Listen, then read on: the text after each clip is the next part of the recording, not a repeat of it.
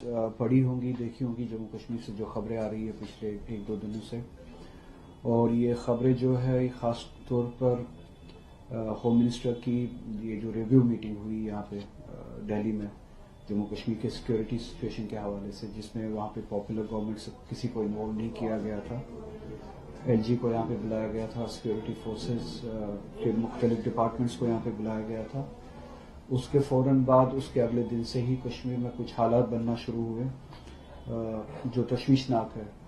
پہلے ہی ایک وہاں پہ کلنگ ہوئی ایک سروس مین، جو کہ ہماری سوسائٹی میں اس کے لیے کوئی جگہ نہیں ہے. This society has fought against any killing, any innocent killing, any form of terrorism, and we have laid blood for that to counter those ideologies who believe in killing innocent. اور اس کے بعد جو رویہ اختیار کیا گیا سیکیورٹی فورسز کی طرف سے کلگام میں اور ساؤتھ میں بہت سارے ڈسٹرکٹس میں، آپ نے سنا ہوگا کہ 500 سے بھی زیادہ لڑکوں کو گرفتار کیا گیا. رات کو چھاپے مارے گئے گھروں پہ، ان کو ڈرایا گیا، ان کے فونز کنفسکیٹ کیے گئے، ان کو گھروں سے لیا گیا. ان نون لوکیشنز پہ بھی بہت سارے لڑکوں کو لیا گیا. اور اسی طرح پھر وہ جو کلیکٹیو پنشمنٹ ہے جسے آپ کہتے ہیں انویسٹیگیشن کے نام پہ، ایک کلیکٹیو پنشمنٹ دی گئی ایک بہت بڑی آبادی کو، جو ایک عادت سی بن گئی ہے جموں کشمیر کے لوگوں کو، کشمیر میں بالخصوص لوگوں کو کلیکٹیولی کسی نہ کسی بہانے سے پنش کیا جائے. ان کو او جی ڈبلیو بتایا جائے، جو کہ کوئی ٹرم ہے نہیں، جس کی نہ قانون میں، نہ آئین میں، نہ انصاف میں کوئی جگہ ہے کہ آپ کسی کو بھی اور گراؤنڈ ورکر لیبل کر دو، پھر ٹارچر کرنا شروع کر دو. اس کے بہانے سے آپ کو ایک لائسنس مل جاتی ہے کہ آپ اس انڈیویجول کو ٹارچر کرے، اس کے گھر والوں کو ٹارچر کرے. اس بہانے سے 500 سے بھی زیادہ لڑکوں کو وہاں پہ ٹارچر کیا گیا، انٹیمیڈیٹ کیا گیا، گرفتاری آ گئی. اس کے بعد ہی آپ نے فوراً بعد ہی آپ نے سنا ہوگا ایک رپورٹ آئی بدقسمتی سے ایک نوجوان وسیم احمد میر کے حوالے سے، بارہمولہ کا رہنے والا ایک نوجوان، جو کہ ہر کسی کی طرح اپنی محنت کر کے شام کو اپنے گھر روزی روٹی پہنچانے کی کوشش کر رہا تھا.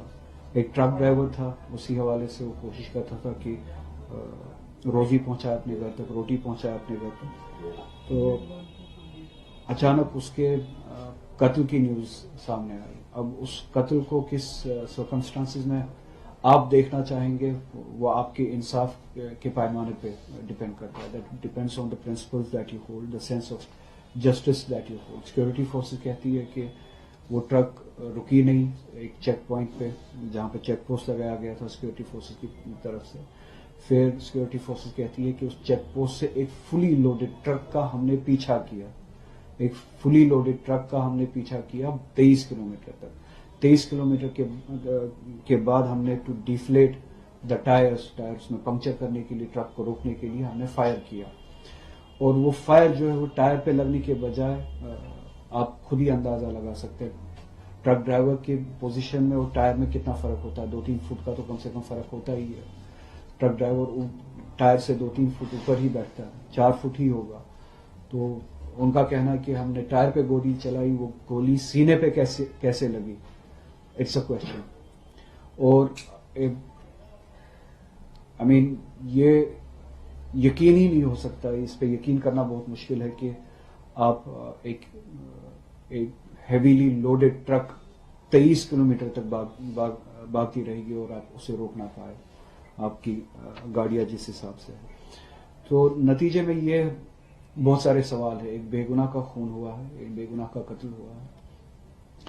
سوال یہ ہے کہ 23 کلومیٹر تک جتنا بھی اسٹریچ ہے، اس اسٹریچ کے بیچ میں جتنے بھی پوسٹ ہے، جیسے کہ اس مقتول کے بھائی نے بھی کہا ہے کہ اس اسٹریچ کے بیچ میں بہت سارے سیکورٹی فورسز کے پریزنسز ہے، پوسٹ ہے. کہیں پہ بنکرز ہے، کہیں پہ دوسری طرح کے اسٹیبلشمنٹس ہیں. تو سی سی ٹی ویز ہر جگہ لگی.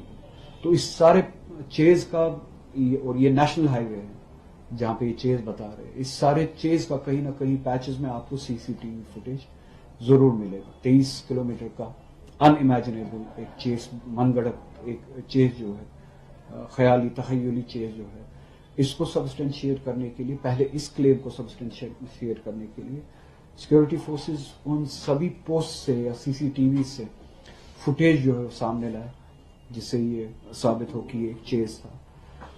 دوسرا, سیکورٹی فورسز کی گاڑیوں میں بھی کیمراز ماؤنٹ ہوتے ہیں, سی سی ٹی وی کیمراز یا دوسرے قسم کے کیمراز ماؤنٹ ہوتے ہیں. تو we ask the security forces to release the footage of those vehicles, the cameras mounted on those vehicles, جس وہیکل سے انہوں نے چیز کیا. ڈاکٹر کے پاس جب وسیم احمد میر کو پہنچایا گیا, as per the statement of the doctor, جو بلٹ وونڈ انہوں نے, جو زخم انہوں نے دیکھا جس کے نتیجے میں وہ گزر چکے تھے, وہ اکارڈنگ ٹو دا ڈاکٹر ایسا لگتا ہے کہ he was shot from the close range.